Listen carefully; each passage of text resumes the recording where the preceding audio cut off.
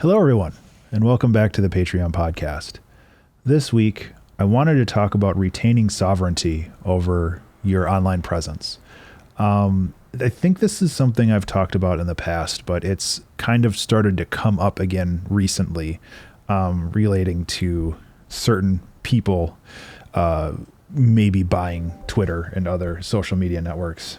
And it's just like, I don't have any kind of direct problem with that, but I also know that it kind of introduces a lot of uncertainty into the whole social media ecosystem for Twitter. And the people that I care about might leave. And then what's the point of me being on there? You know, like I'm not necessarily on social media to try to find an audience, but there's my friends and stuff are on there too. And like the same thing can happen for like Instagram or YouTube or any of those, where either their policies change. And this literally happened with Tumblr, where their policies changed relating to like not safe for work art. And all of a sudden, all of these people who had like a thriving community on Tumblr just didn't have anywhere to go. Or they might have moved to like, DeviantArt or something. I can't remember the exact specifics, but the whole point I'm trying to make is that it's entirely possible that suddenly you are kind of left without a home for the content that you produce. And I've been thinking a lot about how to manage that and how I want to manage that. And I've been taking a lot of cues from Derek Sivers, who I really respect as kind of an author and as an artist. He is the founder of CD Baby. And since then, he has moved on to other things. He sold off CD Baby, and he's kind of just living his best life out there as an author and other stuff. But his website, which is, I believe, sive.rs, it's a very simple website, but it's also very direct in what he manages. Like, he talks about himself and he talks about what he can do for you, and he's very, very straightforward with all that stuff. And what I really like about that is that everything that he posts, he has sovereignty over, he has control over, he has the final say. Whereas if you posted this stuff on a social network, you know, all of a sudden you kind of introduce that network into the whole process for, you know, validating it and making sure that it continues to exist.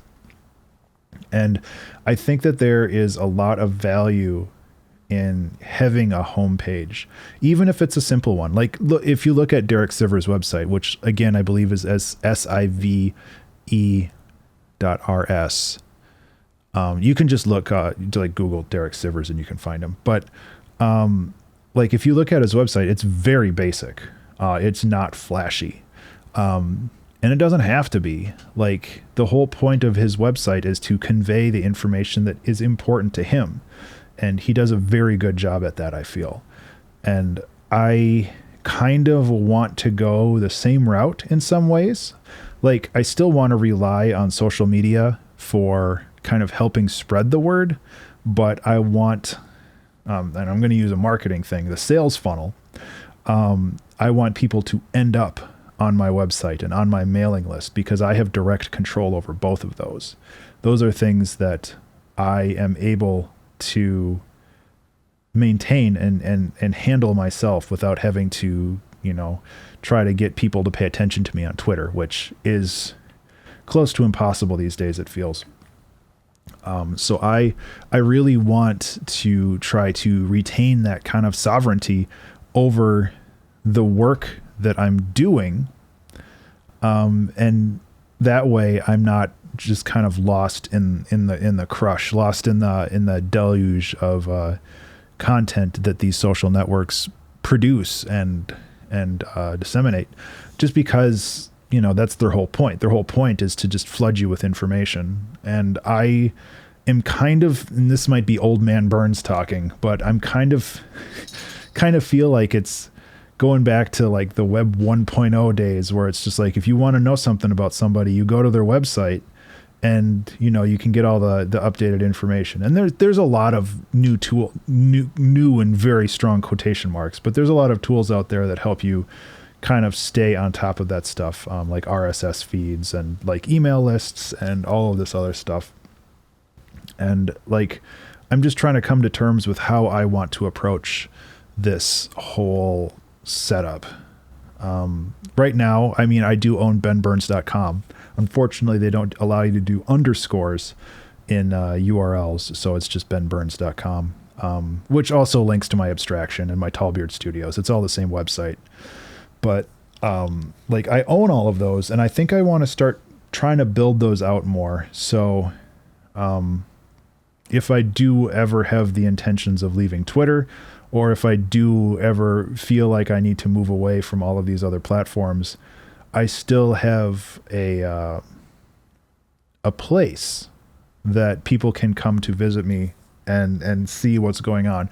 And I'm not trying to doomsay here. I don't think the whole social network stuff is going to collapse, but if we've learned anything, it's that big data is really bad at retaining our information. Whether that's social networks or just like signing on to some website that for some reason needs your birthday, or like your address or your credit card, even though you don't plan on making purchases. It's just like, there's so many things out there that I don't feel like those people need to know that information about me. And I understand for like birthdays, you need to validate age and whatever, but these days I don't even give my actual birthday anymore. I just give the birth year and then some random day.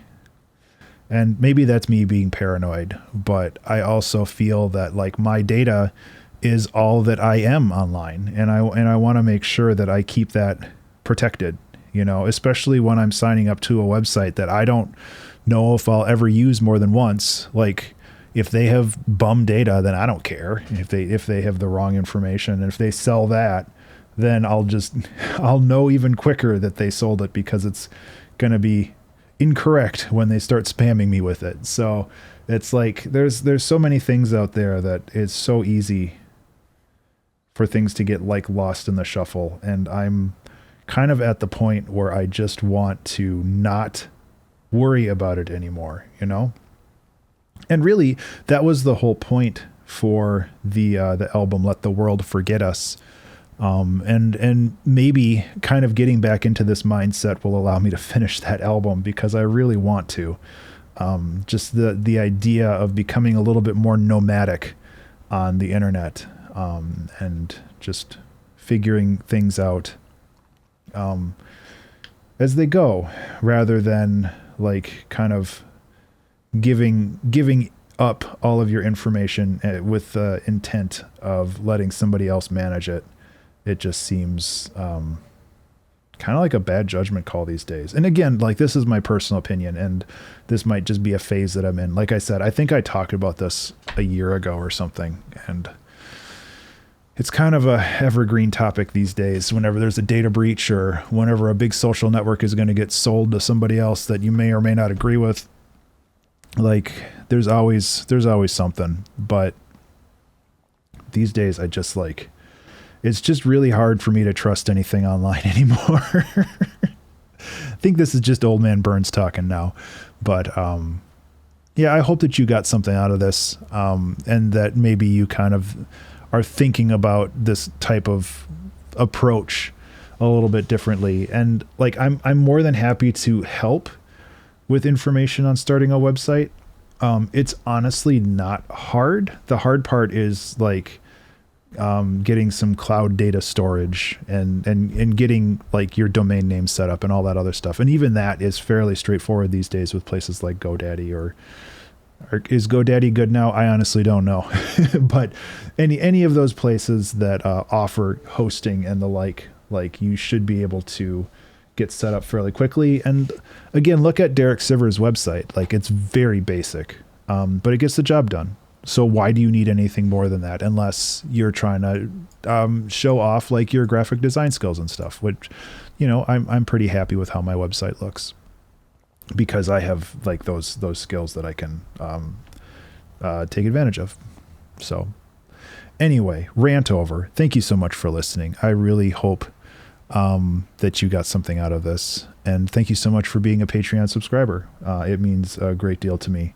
I mean, Patreon's another like website where they keep changing things around in ways that I don't know if I'm comfortable with, but I don't think that there's also a very reliable way to charge people monthly without that kind of assurance that Patreon has. I know that Ko-fi, Ko-fi, is also a viable alternative, but I don't want to juggle two systems because that's just making things twice as complicated instead of less complicated.